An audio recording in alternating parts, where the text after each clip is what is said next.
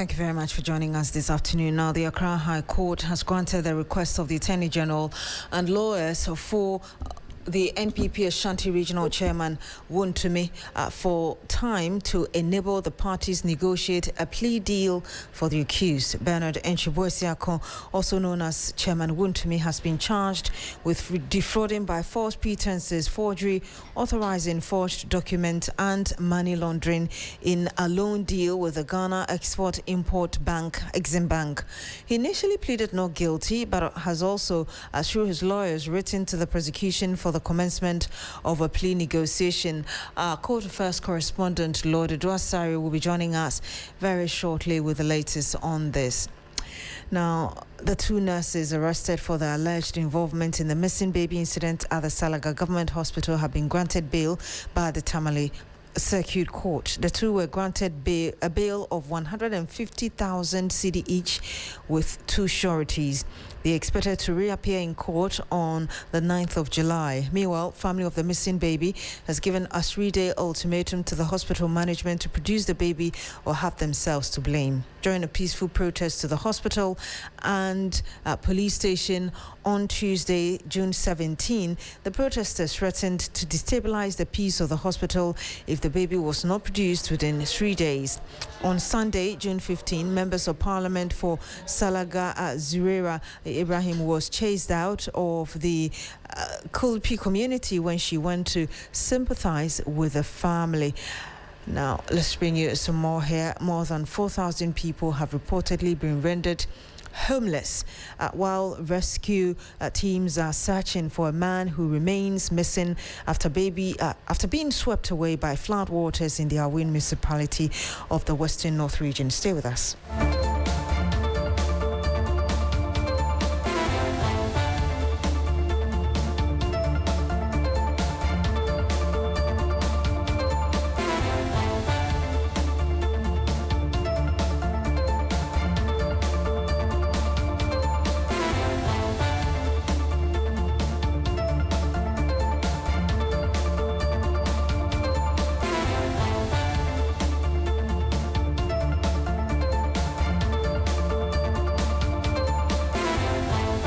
So here on the Midday News on 3FM 92.7. Let's go to our earlier story about the baby theft issue in Salaga and the fact that the family has threatened to destabilize peace of the area, particularly the hospital. Let's speak to our correspondent, Christopher Mwako. He's been following this story.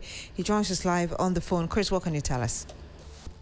Yes, so Beatrice, I can confirm to you that today the Tamale Circuit Court has granted the two suspects who were earlier arrested, that is the nurses, bill to a tune of 150,000 cedis each with two sureties.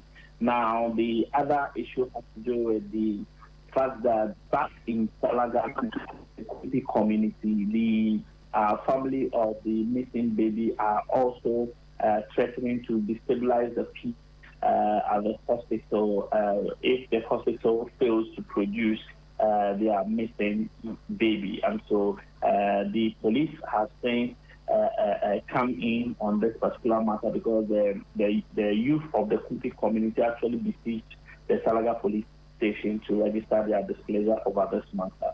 And so the police have taken it up and they are investigating. But I can also confirm that as it stands now, the baby has not yet been found. But we heard the family earlier telling us that they would continue to protest until the baby is found. In fact, they've given hospital management 3 days. How is the police handling that, knowing that there are other patients perhaps on admission or OPD patients who may be needing the serene atmosphere of the facility to get the services they need? Yes, so because as now the police have intensified their surveillance and patrols around the hospital environment because the youth actually went to the hospital and later to the police station, and they have indicated that until the baby is found within 3 days, they are not going to stop the disturbance in the Salaga community. But police have given the assurances that they will maintain law and order and whoever that tries to misbehave will find himself or herself at the wrong side of the law. And so the public is assured of the protection, and people who access the hospital have also been assured of protection. So that is the assurances from the police, Beatrice. Thank you very much, Christopher Marco. He's my colleague in that part of the country.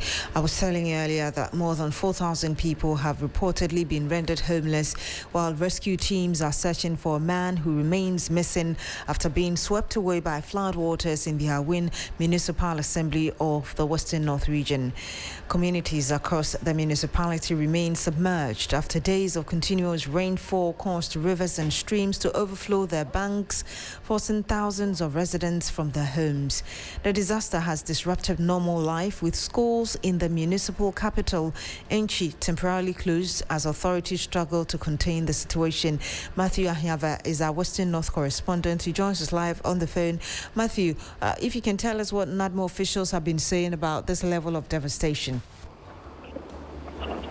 Christopher, it's been 4 to 5 days now. Matthew, this is Beatrice. Beatrice, sorry. It's been 4 to 5 days now when we heard Aowin Municipality has been flooded, and we rushed quickly. In fact, speaking to the NADMO authorities, they have been fighting, or they have been trying to contain this incident for quite some time now, and they explained to us the devastation of how the flood have submerged the communities, several communities in the municipality. Hindering some schools being temporarily closed down for now. Let's take a listen to what the NADMO director have been telling us. Currently, what we may do is to link with the traditional authorities, because sometimes when it comes to this age, there have to be some rituals to be performed. When they perform these rituals, I think the rescue team can then enter into the stream and search for the people. Because even if you don't take care and you enter without the rituals, you may also lose your life. I think if you challenge yourself, then you are preparing your own grave. So first of all, think of your life first. Think of your family first. Think of, if I am not there, who will be in charge of my family? So first of all, think of your life. We know the economy is very hard, but it doesn't give you the opportunity to challenge the stream. They are also a native. If you challenge him, maybe he may have a superpower than you. So from that angle, it means that you are challenging his authority. And if you challenge his authority, you can do whatever you want to do to him. So my little piece of advice to them is that we know it's the raining season. First of all, if you go to a place and there's a flood, please return. Don't challenge, I'm going to cross. I know how to swim. I know how to do this. I know how to do this. And he had the NADMO director for the Aowin Municipal Assembly in the Western North region, Karim Indego. Earlier you heard our correspondent Matthew Ahiave. Well, the fire officer for the area as well, Reverend Father Emmanuel Kwekuyaboa, ADO3 fire commander for the area, spoke to the press as well. Very much. I've heard it. The 2 people which are dead is just confirmed right now. For the first one, we heard it yesterday, and today we've also heard this one. It's very, very unfortunate that incident happened.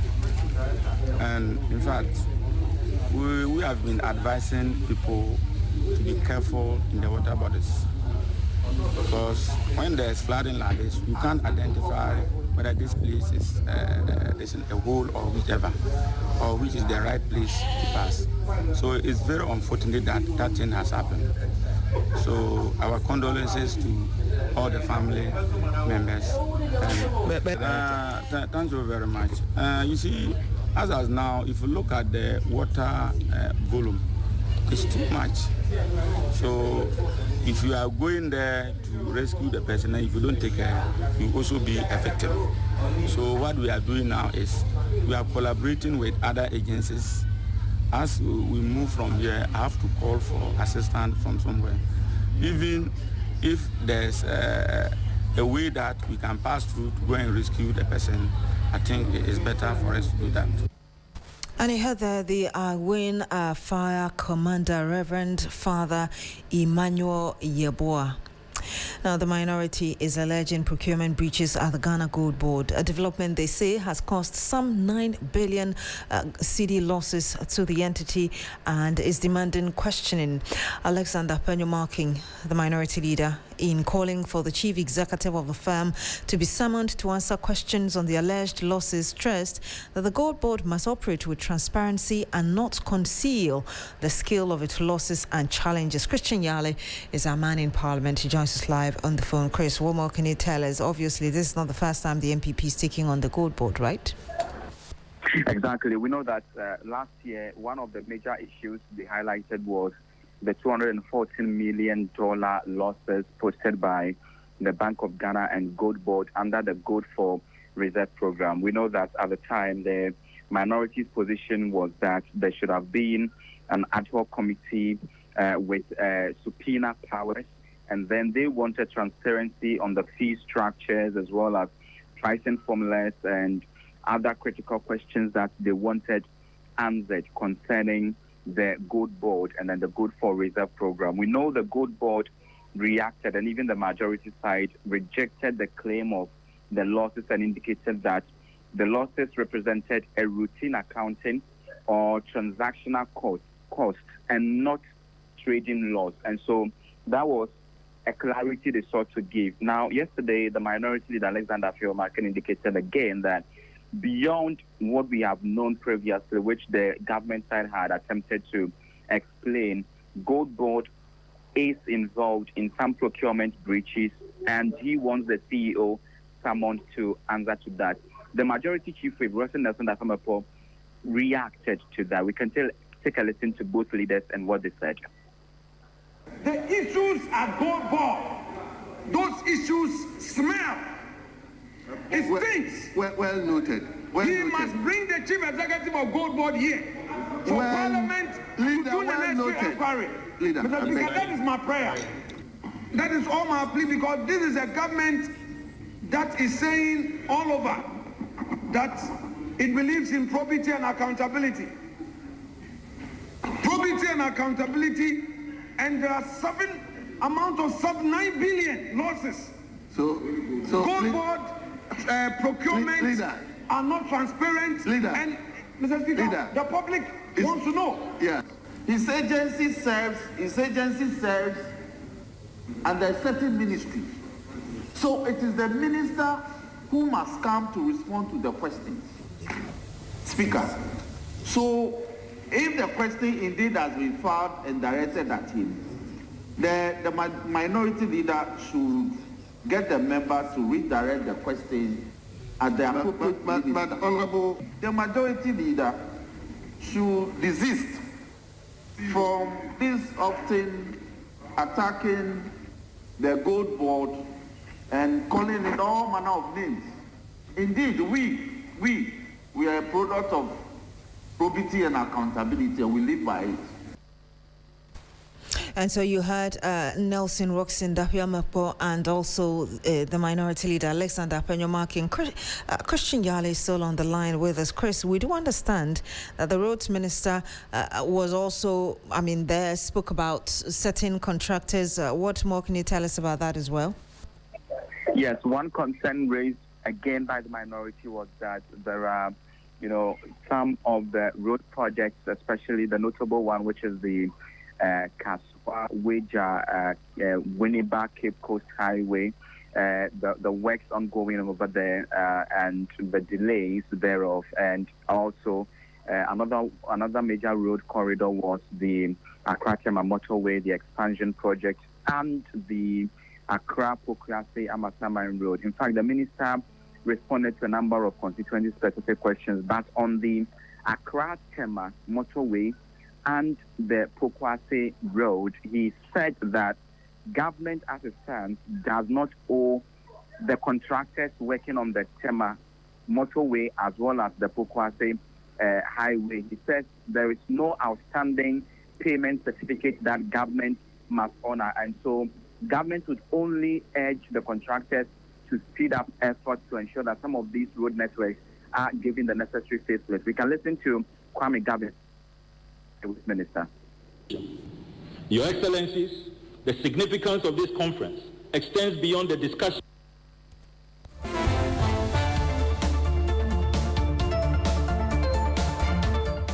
On record, the motorway contract is ongoing, and on record, as of this morning, we don't owe the contractor any amount of money. All outstanding claims have been settled.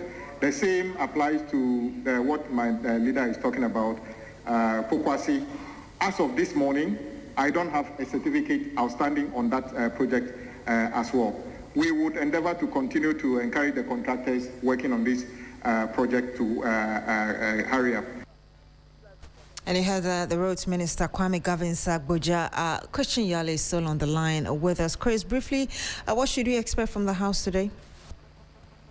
Yes, more like it. Yesterday, the House wanted to continue the consideration of the Community Service Bill, but both sides agreed to adjourn early for the Black Stars game, and so it is expected that the consideration of that bill would resume today. As I speak, Beatrice, the proceedings are currently underway, chaired by the Second Deputy Speaker, Antwi Boasiako, but I foresee one concern that might come up would be quorum, because as of the time that I joined you, there were just, very few, less than 30, less than 20 even, of members of Parliament from both sides were in the chamber. And certainly once that issue of quorum is raised, it means that you do not even have quorum to do business, not to think of quorum to make decisions. And so that is likely going to surface. But proceedings are underway, and we do expect the MPs to more or less also speak briefly about the Black Stars win against Panama yesterday. Thank you very much, Christian Yale, a parliamentary affairs correspondent. Now, presidents, prime ministers, parliamentary leaders, and ministers from more than 80 countries have arrived in Ghana for the Next Steps Conference on Reparatory Justice, a landmark high-level gathering convened by President John Mahama to advance global discussions on reparations for the transatlantic slave trade and its enduring consequences. The three-day conference, scheduled for 17th to 19th June 2026, brings together some of the world's most influential political voices at a defining moment in the international push for reparatory justice. Speaking at the opening, Foreign Affairs Minister Samuel Okudzeto-Ablakwa said that the gathering provides a roadmap for the next stages of implementing the declaration. Your Excellencies, the significance of this conference extends beyond the discussions over the next 2 days. The decisions, recommendations, and partnerships emerging from this meeting have the potential to shape the future trajectory of the global reparations agenda. We are therefore challenged to think boldly, build bridges across regions, act collectively, and move beyond historical recognition towards sustainable mechanisms to address the ongoing effects of historical injustices. As President Mahama has emphasized, no single institution, nation, or region can advance this agenda alone. Success will require partnerships, shared understanding, and sustained commitment. It is therefore fitting that this conference is being held in Ghana. For centuries, Ghana was held as the headquarters of the transatlantic enslavement. That is why Ghana hosts the highest number of forts and castles than any other country. But today, Ghana is transitioning from being a crime scene to a sanctuary for healing and reparatory justice. And Heather, Foreign Affairs Minister Samuel Okudzeto-Ablakwa. Martin Asierodate of our Foreign Desk joins us live on the line. He's there monitoring events for us. Martin, just tell us more about this conference and really some of the issues coming up. Right, Beatrice. So clearly you heard what the Foreign Affairs Minister said, and Ghana, under the leadership of His Excellency John Dramani Mahama, is hosting this Next Steps Summit, which is clearly, like the name suggests, the next steps after the United Nations adopted the resolution which declared the transatlantic slave trade as the gravest crime against humanity. So after the UN resolution was adopted, the question then was, what next? So the what next is what is being answered at today's event, which is currently ongoing at the Kempinski Hotel here in Accra. So a number of presidents have already arrived. At least I can confirm those that are going to be participating in the event. The president of Senegal is in town. I'm talking about His Excellency Bassirou Diomaye Faye. We also have the Prime Minister of Barbados, the Honorable Maya Amor Motley, and then also the President of Liberia, President Joseph Boakai. We have the President of Namibia also here, the President of the Democratic Republic of Sao Tome and Principe. We have the Equatorial Guinea President, the Algerian President. The AU Chair is also here, His Excellency Mamadou Ali Yusuf. But I think the voice that many people will be looking forward to listen to is that of Emmanuel Macron, the President of France, and that is particularly of interest because during the resolution and the voting at the UN, France abstained, and the reasons they gave was that they had issues with the text. But after the resolution was adopted, France has taken steps, and many other European countries, including Germany, Denmark, they've taken steps to ensure that the slavery conversation is had. So France, for instance, has abolished a key component of their statutes, which was looking down on blacks and made blacks a commodity. So it is the hard conversations being had now. And at the end of the conference or the summit being held in Ghana, a blueprint is expected to be presented, which will now guide what next must be done for the reparation conversation or the reparative justice that Ghana is championing under the chairmanship of the AU. Thank you very much, Martin Esierudate. He is with our Foreign Affairs desk. There's renewed hope for Ghana's degraded forest landscapes as the Supri River Forest Reserve in the Western region takes center stage in the country's ambitious restoration agenda. The Ghana Forest Restoration Grant Scheme has marked a major milestone with communities at the heart of efforts to bring life back to the country's depleted forest. Irema Smith has the rest of the story.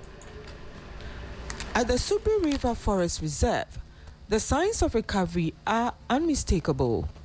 What was once degraded land is slowly being transformed through one of Ghana's flagship restoration initiatives. Today, the European Union, Ministry of Lands and Natural Resources, and the Forestry Commission have gathered here with traditional authorities and local communities to celebrate early gains from the Ghana Forest Restoration Grant Scheme. The event is part of the ongoing Tree for Life initiative, a month-long observance building on the success of Green Ghana Day. Across all 16 regions, Ghanaians are renewing their commitment to tree survival and sustainable land management. Nana Poku Bosompem is the Western Regional Manager for Forestry Commission. Over the years, Supri Forest has undergone a lot of deforestation. In fact, some of the principal drivers of deforestation within this forest reserve has been the illegal mining menace. We've had incidents of illegal farming, illegal logging, illegal chainsawing, and to some extent, some incidents of wildfire.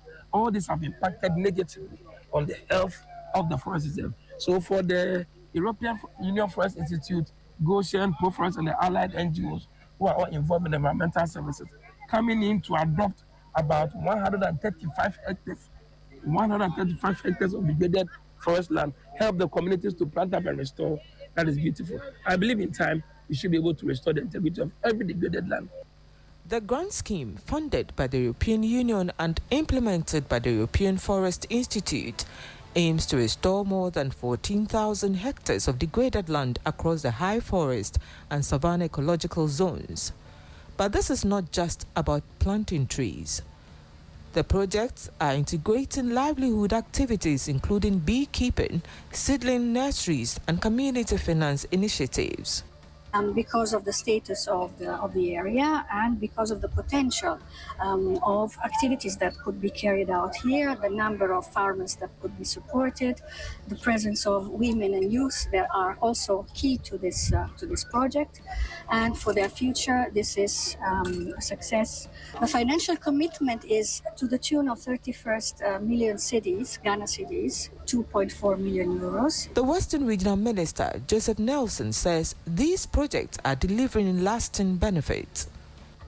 I'm so excited that today we have this restoration project that is going to restore massive acres, of the degraded forest we have in the Subri area. This is a Subri Forest Reserve, and to have this project that is intended to restore the forest to the level that we have always expected, so that it's able to contribute to our livelihoods. What is even more exciting is the farmers we see around here who are also going to utilize, the land that we are about restoring. Irama Smith, Western Region. Now, corruption continues to pose a major threat to defense institutions across sub-Saharan Africa, according to a new report by Transparency International Defense and Security. Presenting findings from the 2025 Government Defense Integrity Index in Accra, the head of research, Dr. Mike Lufori-Mensah, revealed that all 17 countries assessed fell within the high-risk to critical risk categories for corruption in the defense sector. And I'll bring you more later.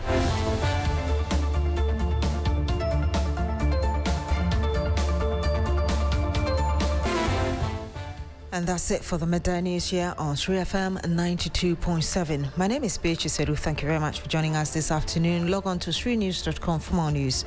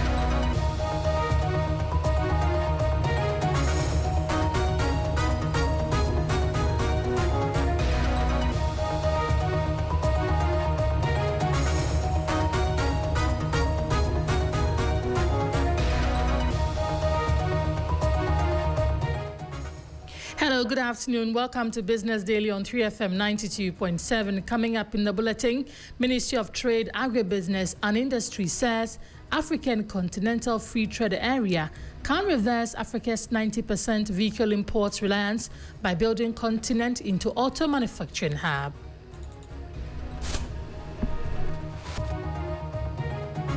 NAFTA cannot deliver on its automotive promise if policymakers and negotiators do not understand the sector deeply. Also in the bulletin, Ghana's academic sector urges corporate Ghana to invest more in tech education to bridge digital skills gap. Later, Bank of Ghana converts all rural banks into community banks as part of major financial sector reforms to deepen inclusion and banking services nationwide, effective end December 2026. Details of these and more shortly. I am Grace Hamwajiman.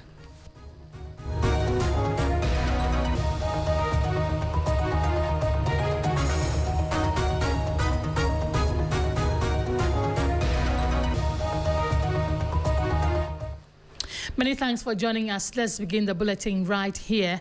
More than 90% of vehicles used in Africa are imported, but the Ministry of Trade, Agribusiness and Industry says the African Continental Free Trade Area (AfTA) could help reverse that trend by positioning the continent as a major automotive manufacturing hub. More in this report.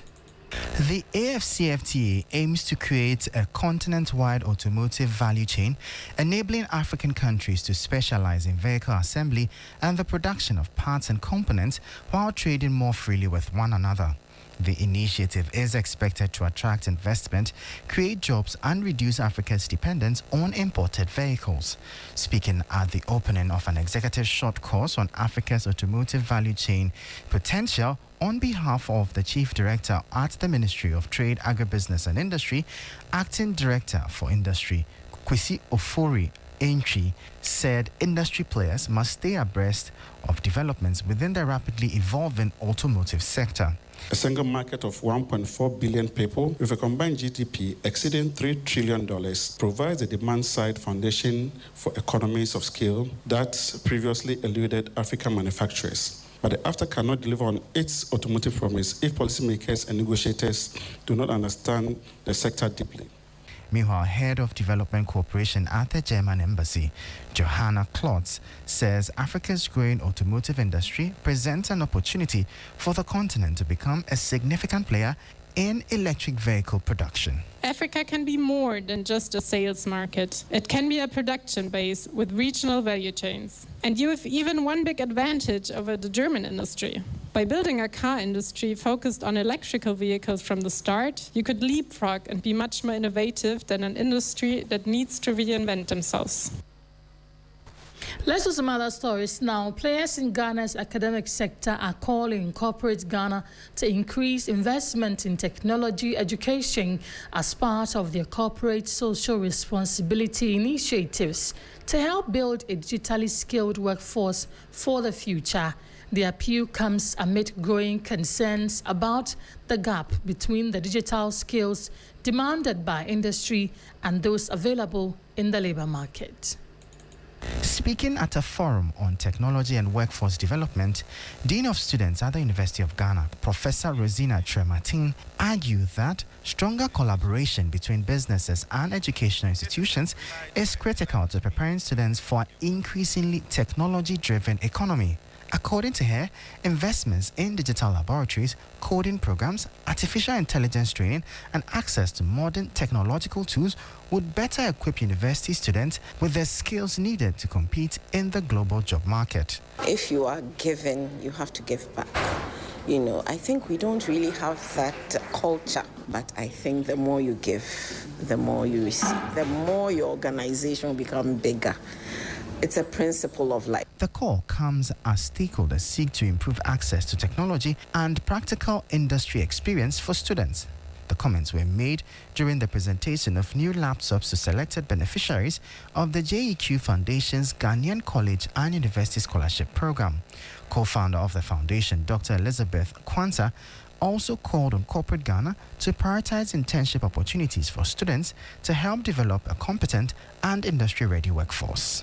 We are calling on all businesses. It could be mom and pop business. It could be a big Fortune 500 or big institution here in Ghana. We are requesting and appealing if they can take our students to be interns in their companies.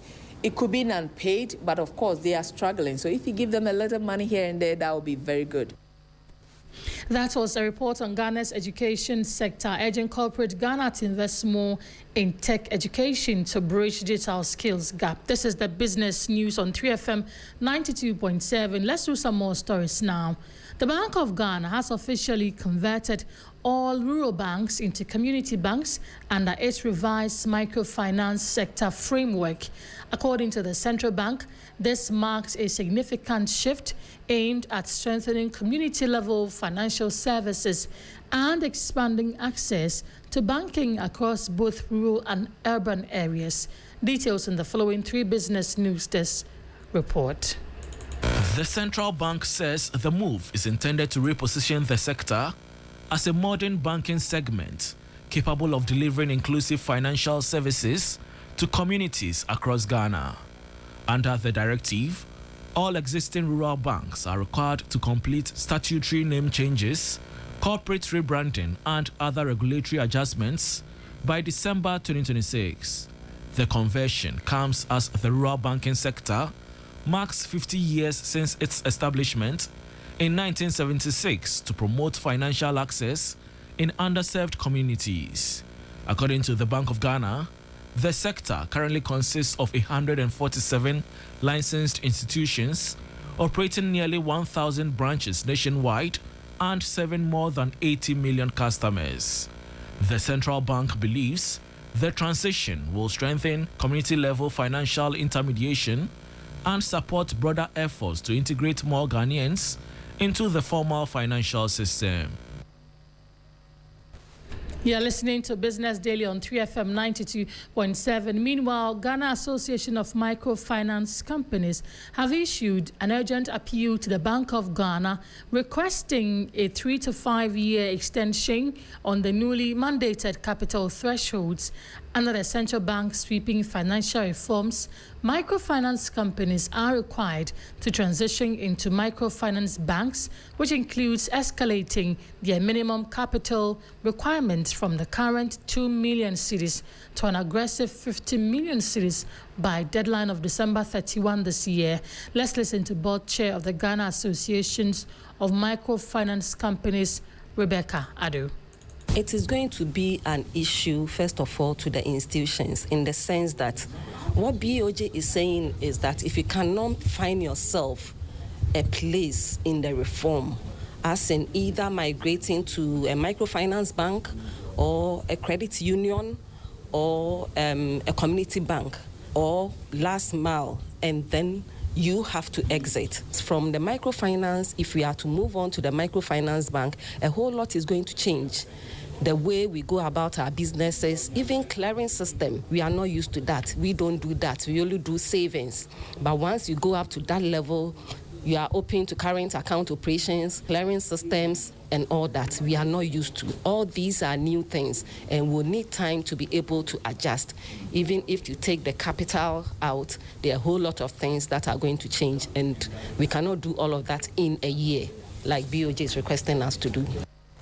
That was board chair of Ghana Association of Microfinance Companies, Rebecca Adu. Before I go, a new monitoring report by the Public Interest and Accountability Committee, PIAC, has exposed serious implementation gaps, abandoned sites, and operational failures in infrastructure projects funded by Ghana's oil revenues.